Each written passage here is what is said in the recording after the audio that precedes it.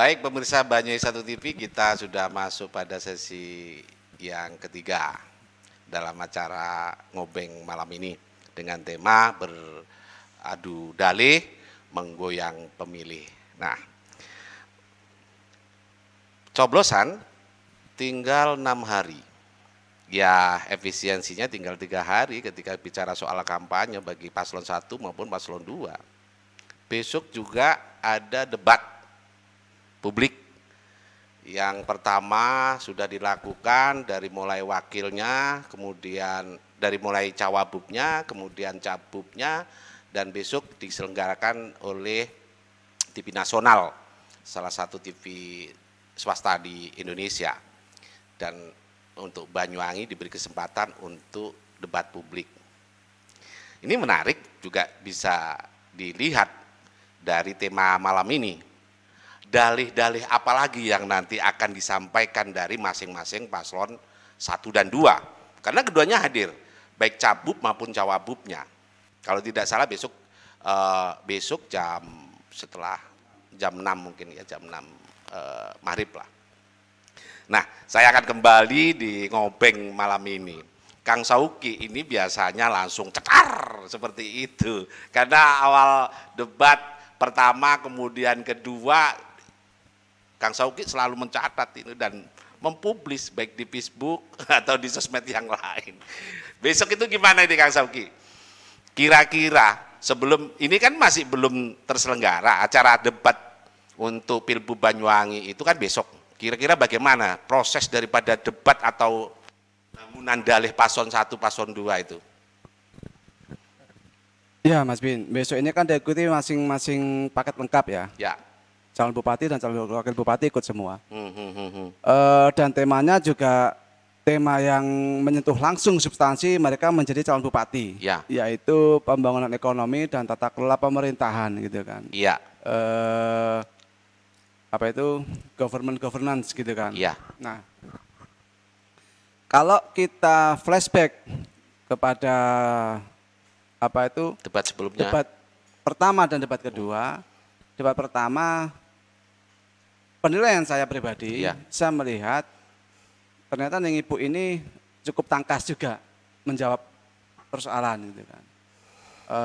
Justru di debat pertama ini saya melihat Mas Yusuf cukup keteteran menjawab pertanyaan itu. Padahal yang di pemerintahan itu beliau. Mungkin karena tema waktu itu bukan tema yang dikuasai penuh Mas Yusuf gitu kan. Nah, tema yang ketiga ini kan tema yang Mas Yusuf ada di situ selama hampir 10 tahun. Iya, penuh. Kan gitu kan, ya. Pembangunan ekonomi dan tata kelola pemerintahan. Kalau bicara pembangunan ekonomi, sepakat saya dengan Gus Teddy bahwa Mas Anas hari ini sukses membangun ekonomi Banyuwangi. Angka-angka menunjukkan itu gitu kan. Tata kelola pemerintahan, Mas Yusuf orang yang 10 tahun ada di pemerintahan. Ini menarik, jangan sampai debat ketiga ini dengan tema yang substantif, eksklusif itu dikuasai Mas Yusuf, ternyata beliau keteteran lagi. Kalau itu yang terjadi, ini bisa fatal, maka dalih yang disampaikan nanti, ini akan dibalik oleh Neng Ibu. Bisa jadi pemilih yang hari ini menunggu, yang kemarin sudah ke 01 akan berubah ke 02. Karena besok ini adalah tema yang notabene itulah yang dikerjakan calon bupati besok. Membangun ekonomi dan mengelola pemerintahan, kan begitu kan? Ya. Ya tugas tupoksi utamanya itu sudah, yang lainnya hanya bumbu. Kalau wakil, saya pikir kemarin debat kedua itu saya di Facebook saya menulis saya kurang tertarik, karena hampir 1 jam debat mereka ditanya A jawabannya B gitu kan. Di sesi terakhir baru ketika pertanyaan dan jawaban dari masing-masing paslon mereka bisa saling adu argumen gitu kan. Tapi jawaban dari pertanyaan dari panelis mereka masih simpang siur menjawabnya. Saya menilai begitu. Tapi wakil ini kan fungsinya kan bukan fungsi utama dalam pemerintahan, Mas. Sehebat apapun seorang wakil, dia fungsinya adalah fungsi mewakili. Kan begitu. Mewakili itu ketika fungsi utama ada, ya dia tidak dibutuhkan. Ketika fungsi utamanya itu tidak ada, maka dia tampil. Kalau toh ada pasangan bupati dan wakil bupati yang berbagi peran misalkan begitu kan. Ini kasusnya sangat sedikit, kecil sekali. Kalau tahu memang ada berbagi peran itu biasanya ini perannya lebih kepada wakil bupati mengelola manajemen pemerintahan di dalam. Ya mulai ASN-nya, satker-satkernya itu dikelola oleh wakil bupati, wakil gubernur, wakil presiden seperti itu. Tapi fungsi eksternal itu tetap bupati yang berpengaruh besar. Maka pemimpin sebenarnya yang harus kita lihat kualitasnya itu adalah calon bupatinya, bukan calon wakilnya sebenarnya. Bukan calon wakilnya. Ya. Ini menarik nih. Iya. Ya. Ini menarik. Jadi Gus? kalau saya yang disampaikan oleh Mas Oki tadi itu adalah dominannya bupati, bukan wakil bupati. Nah, saya pernah melihat salah satu kabupaten. Jadi salah satu kabupaten ini begitu imbang. Jadi kenapa saya tertarik? Saya merasa apresiasi betul. Kenapa? Di situ karena keseimbangan. Bagaimanapun wakil ini juga cuma wakil saja. Dialah yang membawa massa juga gitu loh.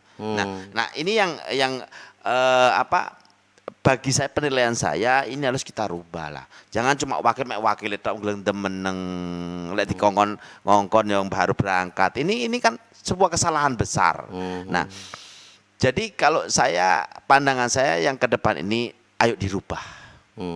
Ayo kita rubah cara kelola tadi benar yang dimakan bagaimana pemerintahan ini bukan pemerintahan yang dirubah tetapi bagi-bagi tugasnya ini gitu. Nah, yang mesti harus dirubah Anda ini mengharap kepada paslon 1 atau paslon 2 ini yang lebih penting. Yang jadi maksud saya, yang jadi itu merubah lah. Harap ini yang mana? Ayo rubah ini paslon 1 apa paslon 2 ini? Sistemnya ini ayo dirubah begitu. Jangan merasa cuma aku tadi bupati wakil ini pokoknya wakil apa jare aku. Nah, ini yang harus kita rubah. Ya. Bagaimanapun wakil juga mempunyai masa, dia mempunyai manajemen juga, dia mempunyai pemikiran juga. Kan begitu kan sudah jelas pakailah ucapan yang baik, perilaku yang baik walaupun itu dari anak kecil kan begitu kan itu ada anunya kan. Nah apalagi ini wakilnya kan begitu. Nah ini salah satunya makanya di situ saya lebih setuju kalau kerjasama yang bagus gitu loh, karena bagaimanapun tidak mungkin seorang bupati itu akan mampu bekerja sendiri, tidak nonsen, tidak mungkin. Nah tugasnya wakil bupati itulah yang mensupport, maksudnya seperti jadi kalau memang ada yang seperti itu sebuah penilaian besar lagi buat saya gitu. Jadi tidak menyampingkan mentah wakil bupati, disampingkan dia bupati pokoknya opo jare aku. Nah ini harus kita rubah. Untuk bisa terwujud Anda nanti berharap kepada paslon berapa ini yang penting. Yang jadi maksudnya gitu. Ya coba mancing-mancing terus gitu, mancing-mancing terus gitu. Kembali ke Kasauki. Kembali tadi apa ya? Yang terakhir bicara soal ini kan besok itu ada lagi-lagi saya sudah tanyakan tadi itu ada tumpukan dalih untuk bisa menggoyang pemilih. Paslon 1, paslon 2 satu paket ini, cabub cawabub 1 dan cabub cawabub 2 juga hadir dalam acara besok di debat publik di salah satu TV swasta di Indonesia. Nah, ini menurut Anda nanti menarik tidak ini? Harusnya menarik, Mas. Karena begini. Mampu nggak menggoyang pemilih yang saat ini mungkin tadi disampaikan masih ada banyak yang belum bergoyang maksudnya. Itu. Tergantung dari pertanyaan dari panelis sebenarnya ya. Ya.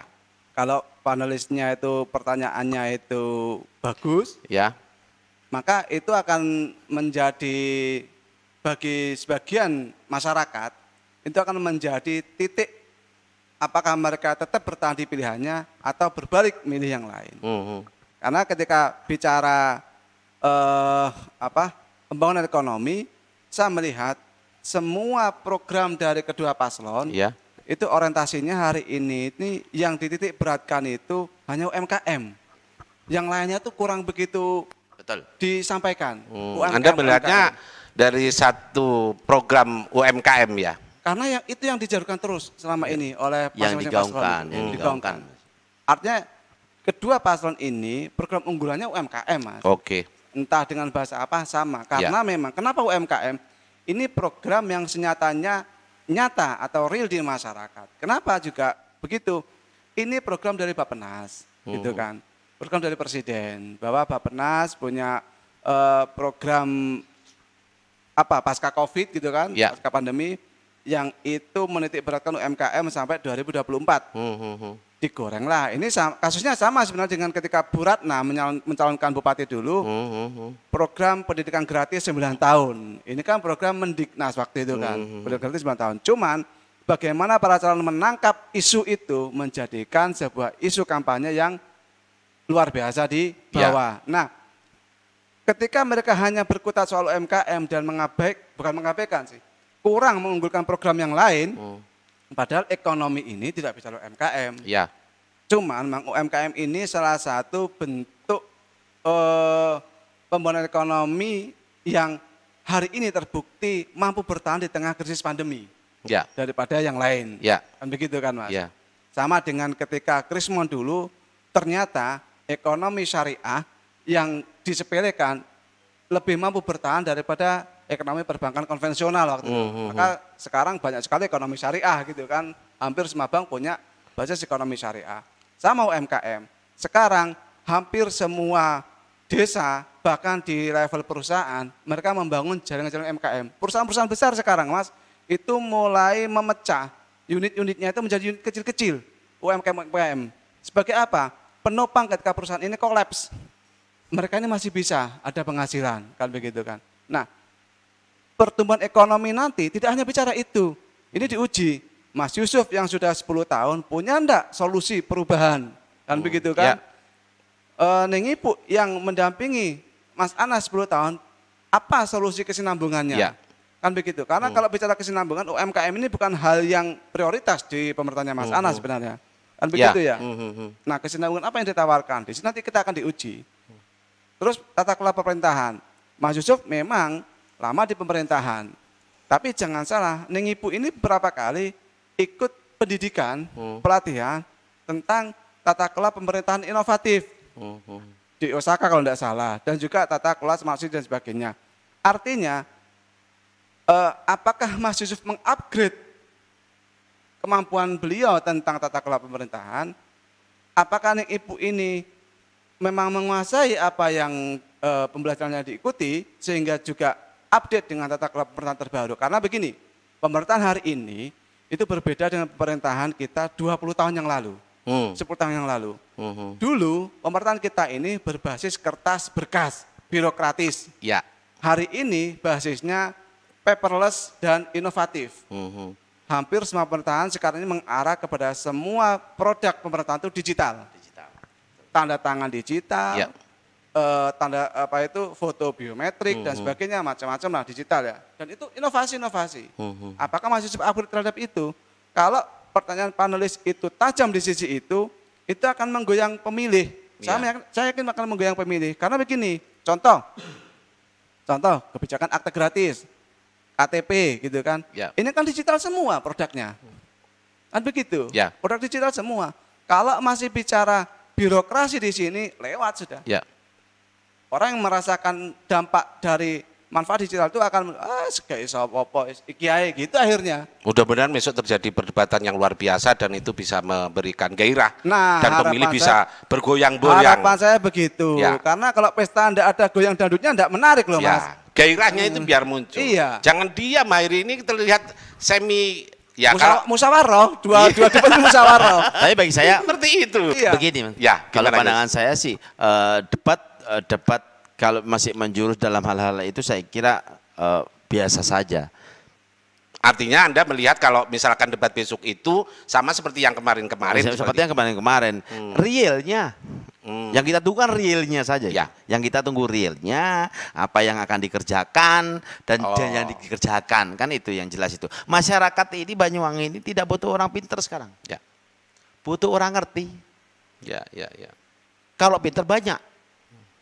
Nah, yang ngerti, kalau ngerti mesti cuma pinter, tapi pinter belum tentu ngerti. Nah ini yang mudah-mudahan besok ini adalah menjadi momen yang baik dan tentunya kepada semua masyarakat jika ingin melihat sosok yang mungkin bisa bergoyang tadi itu, bergoyang dan akhirnya memilih, yang belum memilih jadi memilih. Nah ini menjadi sebuah dasar bahwa kita mewujudkan Banyuwangi ke depan itu yang lebih baik. Amin.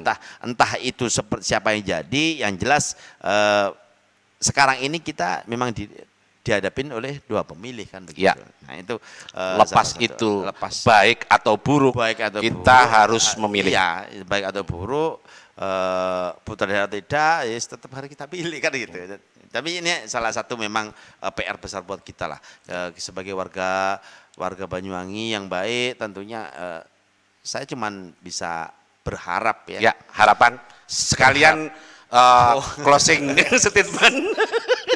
Saya cuma bisa berharap kepada siapapun yang jadi ini adalah menaungi seni. Bukan cuma seni. Sekarang kita tahu petani menjerit, pupuk ini menjerit.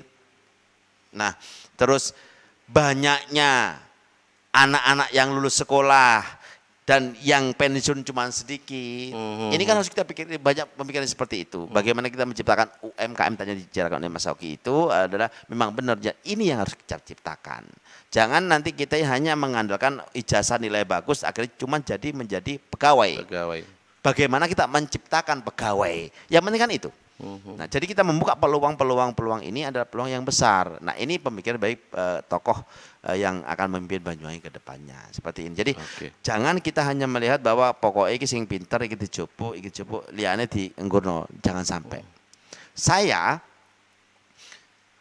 mengelola perusahaan itu yang saya ambil bukan orang pandai, Mas. Wong sing temen. Kalau sudah temen, mereka dia berusaha untuk pinter. Tapi lek pinter, kadang minternya koncone.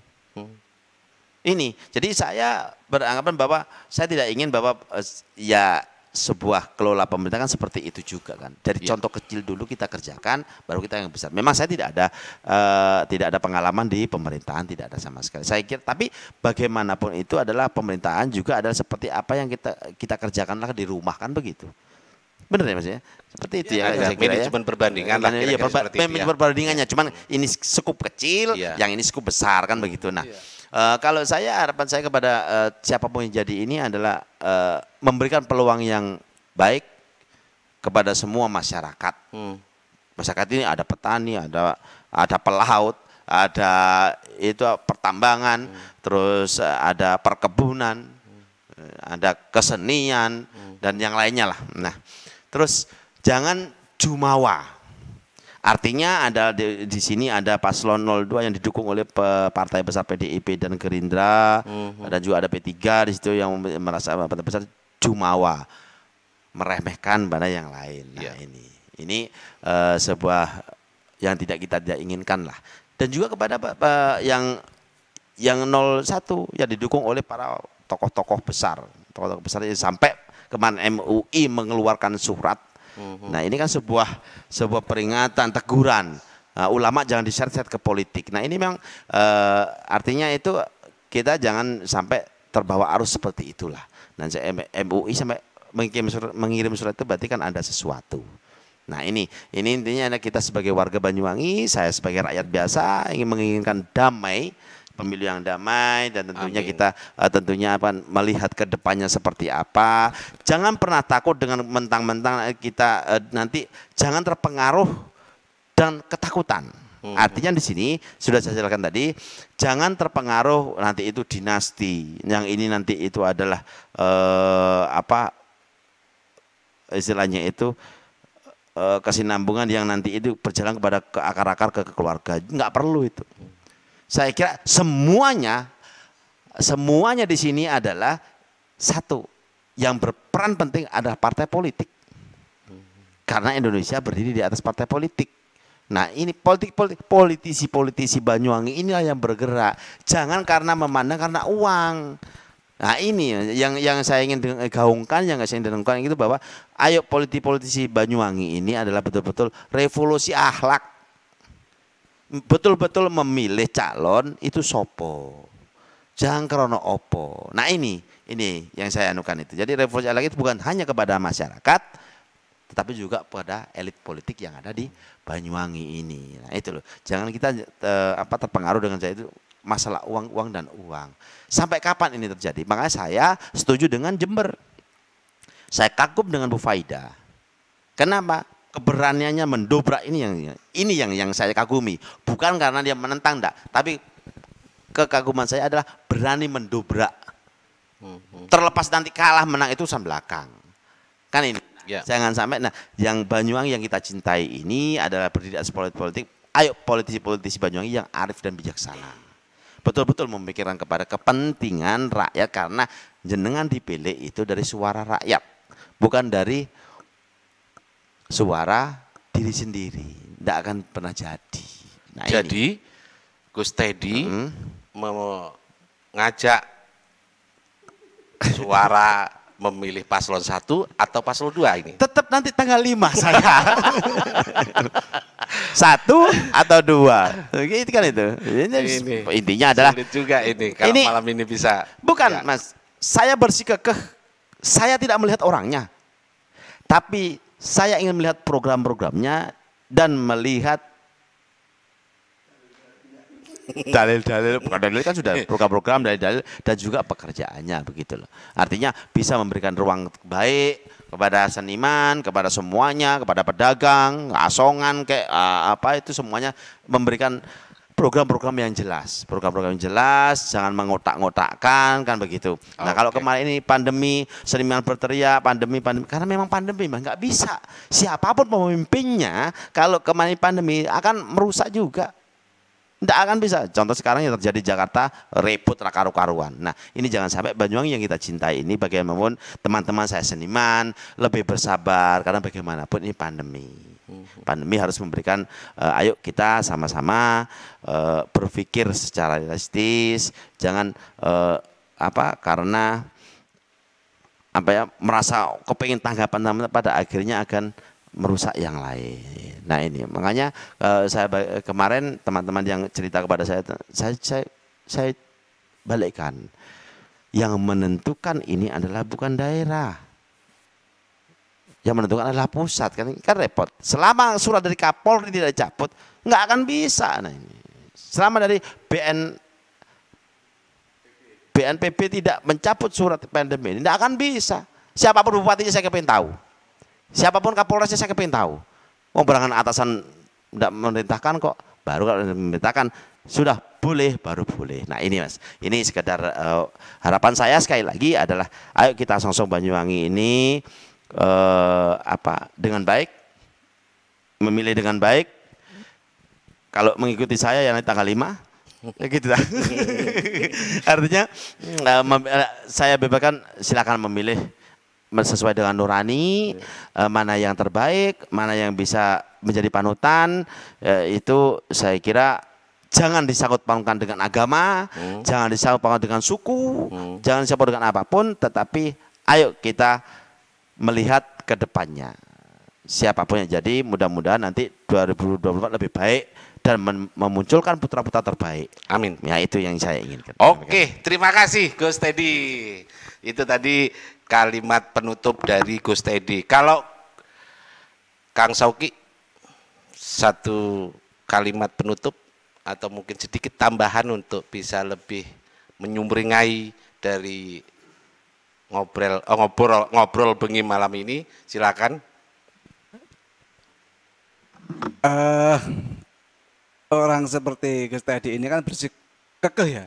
Ya. Bersikukuh dengan tadi kata tanggal 5. Padahal pemirsa Banyuwangi 1 TV itu banyak yang masih menunggu jawaban beliaunya ini. Wajar karena mungkin beliau masih nunggu besok tanggal 3 debat publik itu dan sebagainya. Atau mungkin nunggu dari apakah doa mustajab itu dilakukan oleh para paslon gitu kan. Yang penting pilihan itu datang dari hati, Mas. Ya. Kan gitu kan. Bukan dari yang lainnya gitu. Terkait dengan beradu dalih, memang kita akhirnya membuktikan satu klaster, satu sampel ya Gus Teddy ini sudah hampir mulai bulan September, Oktober, November, 3 bulan. Dalih-dalih disampaikan di lapangan, beliau bersikuku. Awalnya saya mungkin berpendapat mungkinnya, atau mungkin kita berpendapat, ini hanya karena tidak terpilih, terus tidak mau berpendapat gitu kan. Ternyata keliru gitu. Ternyata beliau punya pendapat, tidak begitu. Saya melihat gitu kan. Kemudian, karena tidak didekati, ternyata didekati masih tidak berpendapat. Saya masih belum bisa menerima pendapatnya gitu kan. Atau jangan-jangan butuh pendapatan. Saya pikir enggak lah kalau butuh pendapatan gitu kan. Tidak juga ternyata ya. Iya, dalihnya kan bukan dana pemilih ternyata kan. Dalihnya memang dalih yang argumentatif gitu kan. Nah, menurut saya memang tanggal 3 itu sedikit menentukan, Mas. Beradu dalih menggoyang pemilih itu salah satunya ditentukan tanggal 3 besok malam itu. Jadi debat sendiri itu secara umum, Mas. Itu kalau kita mau menilai ada 5 kriteria di debat itu yang secara alam bawah sadar masyarakat menilai itu secara alam bawah sadar karena kita dalam berinteraksi sosial itu kan tidak lepas dari perdebatan-perdebatan dengan teman mulai kecil dan besar. 5 kriteria ini terbangun secara otomatis sebagai bagian dari substansi perdebatan. Apa itu? Pertama, bobot pernyataan atau istilahnya bobot mosi.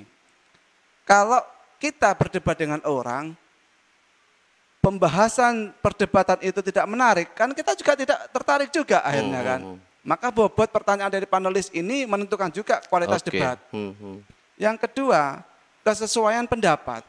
Kalau kita berdebat dengan orang yang kardiman gitu kan, nyambung atau tidak, yang pokoknya wes gitu kan. Ini kan sama saja ngomong sama batu, Mas. Gitu kan. Tidak sesuai pendapatnya akhirnya kan. Tidak nyambung gitu. Maka harus nyambung pertanyaan panelis dengan jawaban dari paslon ini harus nyambung. Jangan seperti debat kemarin tanya tentang indeks korupsi jawabannya ya kita anti korupsi dan sebagainya. Wes tidak nyambung wes, Mas gitu kan. Harapan saya besok itu nyambung gitu kan. Terus yang tadi 1, 2, 3. Yang ketiga ini paling utama, paling penting. Kesesuaian data dan fakta. Jadi akurasi ini penting. Saya kira 01 ini memiliki ruang lebih besar untuk menggali data. Karena masih di pemerintahan. Tapi apakah 02 tidak mungkin? 02 juga mungkin karena suaminya masih ada di pemerintahan. Kan begitu kan? Wakilnya anggota DPR lebih bisa. Tapi jangan lupa Gus Riza ini juga orang akademis, Mas, orang cerdas begitu kan. Artinya kemarin-kemarin itu harapan saya data dan fakta ini akuntabel lah, dapat dipertanggungjawabkan lah, akurat dan sebagainya. Ternyata kan tidak muncul di debat kedua itu. Itu maka saya 1 jam setelah itu saya nulis di Facebook saya. Tidak tertarik saya, tidak menarik. Karena tidak muncul, 3 kriteria ini tidak muncul. Yang keempat, baru ini muncul di sesi terakhir, yaitu kekuatan argumen. Kekuatan argumentasi, saling menguatkan argumentasi. Itu pun juga ada bahasa, ya saya mendukung ini, ya saya mendukung ini. Digoreng lah sama konstituen di bawah itu. Oh ternyata wakil paslon 2 mendukung paslon 01, terima kasih. Oh ternyata wakil paslon 01 mendukung, terima kasih. Sebentar, ini debat apa musyawarah mufakat kan begitu kan? Maksud saya itu yang rame lah. Ya kita masih menuju itu ya. Yang ketiga attitude. Kita kalau debat terus ada orang kan enggak suka kita kan. Kan begitu kan. Jadi debat itu boleh nyerang, Mas. Tapi jangan nyerang martabat gitu. Betul. Tetap dalam batas etika. Seranglah argumentasi. Jadi 5 hal ini sejatinya sudah terbangun di masyarakat, Mas. Dalam diri kita masing-masing. Maka tanpa harus dijelaskan penilaian debat harus memiliki 5 kriteria. Tidak usah dinilai begitu. Tanpa dinilai kita sudah melihat. Karena kita mulai kecil itu sering berdebat dengan teman. Apalagi dengan pacar kan gitu kan. Kecuali yang jomblo gitu kan. Kan begitu. Jadi 5 kriteria itu harus dimiliki oleh mereka yang besok melakukan debat publik gitu ya. Iya, harus dipahami dan harus dikuasai. Baik Kang Sauki, satu harapan terkait dengan proses Pilbub di Banyuwangi. Beradu dalih lah yang bagus dengan argumentasi yang kuat, dengan data dan fakta yang akurat, gitu kan? Jangan beradu dalih hal-hal yang sifatnya hoax sehingga menimbulkan disparitas atau perbedaan dan jarak di antara kita, gitu kan? Kecuali jaga jarak karena COVID-19. Oke, terima kasih Kang Zauki juga Gus Teddy yang malam ini mau hadir menyempatkan kesibukan di rumahnya masing-masing yang cukup tinggi. Saya mengucapkan terima kasih sekali lagi dan pemirsa Banyuwangi 1 TV, itulah obrolan bengi atau ngobrol bengi malam ini di segmen atau tema mengadu dalih menggoyang pemilih, kira-kira begitu. Mudah-mudahan menjadi nilai manfaat dan edukasi bagi pemirsa di rumah ataupun di mana saja yang saat ini mungkin melihat dari akun kami Banyuwangi 1 TV yang juga live di YouTube. Dan harapan Banyuwangi tetap menjadi daerah yang lebih maju, menggairahkan seluruh masyarakat baik ekonomi dan segala macam. Proses pilkada, proses pilbub tetap harus dilakukan bersama-sama di seluruh elemen dan jangan lupa broadcast. Jadi 9 Desember 2020 kita bareng-bareng mengupayakan itu agar pemimpin di Banyuwangi benar-benar terwujud dengan baik. Dengan segala kekurangan mohon maaf dan terima kasih kepada pemirsa Banyuwangi 1 TV telah bersama dengan acara ini. Sampai ketemu lagi lain kesempatan. Wassalamualaikum warahmatullahi wabarakatuh. Selamat malam.